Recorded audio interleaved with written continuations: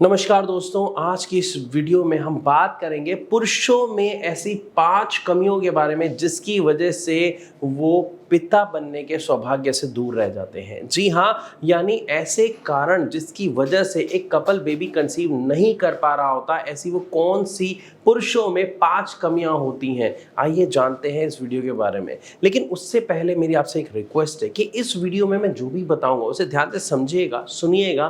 फिर भी अगर आपका कोई सवाल है तो आप कमेंट के द्वारा अपना सवाल हम तक जरूर पहुंचाइएगा, या फिर अगर आपको अपने सवाल का जवाब अभी के अभी चाहिए तो नीचे दिए गए नंबर पर भारत होम्योपैथी के डॉक्टर से आप फ्री ऑफ कॉस्ट कंसल्ट कर सकते हैं। तो सबसे पहले अगर हम बात कर लेते हैं कि एक बेबी अगर कोई भी कपल कंसीव करना चाहता है और वो पूरी कोशिश कर रहा है लेकिन फिर भी बेबी कंसीव नहीं हो रहा, तो उसके पीछे के क्या कारण हो सकते हैं, और अगर कमियों की बात करें तो पुरुषों में वो कौन सी कमियां होती हैं। तो सबसे पहली कमी होती है लो स्पर्म काउंट की, कि अगर किसी पुरुष में जो स्पर्म काउंट है, आमतौर पर ऐसा माना जाता है, WHO की रिपोर्ट के अनुसार भी 15 मिलियन स्पर्म काउंट होना बहुत ज़रूरी है एक अच्छा हेल्दी बेबी कंसीव करने के लिए। लेकिन ऐसा कई बार देखा गया है कि 10 या 12 मिलियन स्पर्म काउंट वाला पुरुष भी बेबी कंसीव कर लेता है, लेकिन उसके पीछे कुछ कारण होते हैं, मैं जो पॉइंट नंबर 2 के अंदर कवर करूंगा। तो सबसे पहली कमी क्या देखी जाती है कि जिन लोगों का स्पर्म काउंट कम है उनमें से ज्यादातर लोगों को ये प्रॉब्लम का सामना करना पड़ता है कि बेबी कंसीव नहीं हो पा रहा होता है।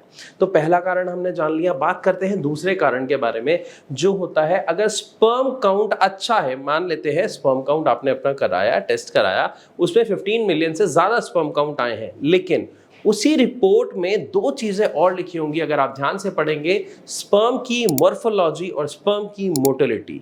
इसका मतलब क्या होता है कि आपके स्पर्म की तंदुरुस्ती कैसी है, उसमें जान कितनी है। अगर आपका स्पर्म काउंट ज्यादा है लेकिन आपके स्पर्म की मोटिलिटी ठीक नहीं है या मॉर्फोलॉजी ठीक नहीं है, मॉर्फोलॉजी का मतलब होता है शेप और मोटिलिटी का मतलब होता है स्पीड, जिस स्पीड से वो भागता है, तो अगर उनमें से किसी भी चीज में कोई कमी है तो ये भी एक बहुत बड़ा कारण होता है कि बेबी कंसीव नहीं हो पाता।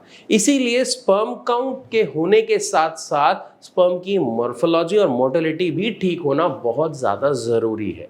अब यहाँ पे कई लोगों का एक सवाल आता है कि सर क्या इससे ठीक किया जा सकता है अगर ये कम है? तो जी हाँ, इसको बिल्कुल आराम से बिना किसी परेशानी के कुछ ही महीनों में ठीक किया जा सकता है। अधिक जानकारी के लिए आप नीचे दिए गए नंबर पर भारत होम्योपैथी के डॉक्टर से बात कीजिए, और ये कॉल आप किसी भी वक्त कर सकते हैं, वो सदैव आपकी मदद के लिए हाजिर रहते हैं। बात कर लेते हैं तीसरे पॉइंट की, और तीसरे पॉइंट में हमें देखने को क्या मिलता है कि बहुत सारे पुरुषों को एक समस्या होती है वेरिकोसील, जिसका पता आमतौर पर पुरुषों को नहीं चल पाता है, क्योंकि इस समस्या में कुछ ऐसे खास लक्षण नहीं होते जिसको ये कहा जाए कि देखकर हाँ उसको ये प्रॉब्लम हो गई है, और होते भी हैं तो उसे अनदेखा कर देते हैं पुरुष, जैसे टेस्टिकल्स में दर्द होना या टेस्टिकल्स में गुच्छे महसूस होना। तो जब तक ये अपने हायर लेवल तक समस्या नहीं पहुंच जाती, यानी वेरिकोसील का ग्रेड 3 या 4 तक नहीं पहुंच जाता, तब तक ये पता करना कि किसी भी व्यक्ति को वेरिकोसील है थोड़ा सा मुश्किल होता है। और आज के समय में वेरिकोसील जैसी समस्या बहुत कॉमन हो गई है, क्योंकि आजकल के लाइफस्टाइल में हम बहुत सारी ऐसी गलतियां कर रहे हैं। अब किस वजह से होता है वेरिकोसील, अगर आपको ये जानना है तो मैंने अपनी वीडियो बना रखी है, मेरे चैनल पर विजिट करके आप डिटेल में देख सकते हैं और जान सकते हैं। तो वेरिकोसील के बाद अगर हम बात करते हैं 5वें पॉइंट की, तो अक्सर ऐसा देखा जाता है ईडी यानी इरेक्टाइल डायफंक्शन, और दूसरा है सेक्स ड्राइव ठीक ना होना। ये 2 ऐसे कारण हैं जिसकी वजह से भी बेबी कंसीव इजीली नहीं हो पाता है। इरेक्टाइल डिसफंक्शन का मतलब होता है कि लिंग में तनाव कम हो जाना। जब भी कोई कपल यौन संबंध बनाता है और उस दौरान अगर लिंग का तनाव कम हो जाता है, जिसकी वजह से सेक्स ड्राइव ठीक नहीं हो पाती है, तो इसके कारण भी बेबी कंसीव नहीं हो पाता है। और इन चारों कारणों के बाद 5वां एक बहुत अहम कारण है कि अगर इन चारों में से आप देख रहे हैं कि आपको कोई समस्या नहीं है, तो कहीं 5वां कारण तो नहीं है जो आपको परेशान कर रहा है, क्योंकि ये बहुत कॉमन है, स्मोकिंग और ड्रिंकिंग। ये डायरेक्ट आपकी बॉडी पर, इवन आपके डीएनए पर वार करती है। मैं समझाता हूँ कैसे। आपने सुना होगा कि ड्रिंकिंग नहीं करनी चाहिए, हमें स्मोकिंग नहीं करनी चाहिए, इससे हमारी बॉडी पे इफेक्ट पड़ता है, इससे आपका जो स्पर्म काउंट है उस पे इफेक्ट पड़ता है। एक्चुअली स्पर्म काउंट पे इफेक्ट क्या पड़ता है, जो मैंने शुरुआत वाले पॉइंट में बताया था ना कि आपके स्पर्म की मोर्टेलिटी, मॉर्फोलॉजी, ये उसको खराब करता है।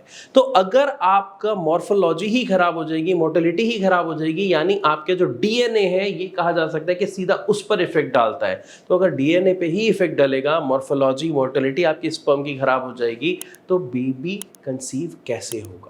इसीलिए स्मोकिंग और ड्रिंकिंग आपको 100% छोड़नी होती है। और इसी के साथ साथ अगर आपके सराउंडिंग में भी कोई स्मोक कर रहा है तो आप थोड़ी देर के लिए वहां से चले जाएं, एटलीस्ट जब तक वो स्मोक कर रहा है।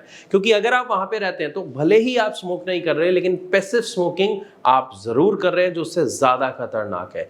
पैसिव स्मोकिंग यानी जो धुआं उन्होंने सिगरेट पी के छोड़ा, आप उस धुएं को दोबारा अंदर ले रहे हो सांस के द्वारा, जो स्मोकिंग करने से भी बहुत ज्यादा खतरनाक होता है। तो मैं आशा करता हूं इस वीडियो के माध्यम से आपको अच्छे से समझ आया होगा वो कौन से 5 कारण हैं या वो कौन सी 5 कमियां हैं जो पुरुषों में होती हैं जिसकी वजह से बेबी कंसीव नहीं हो पाता है।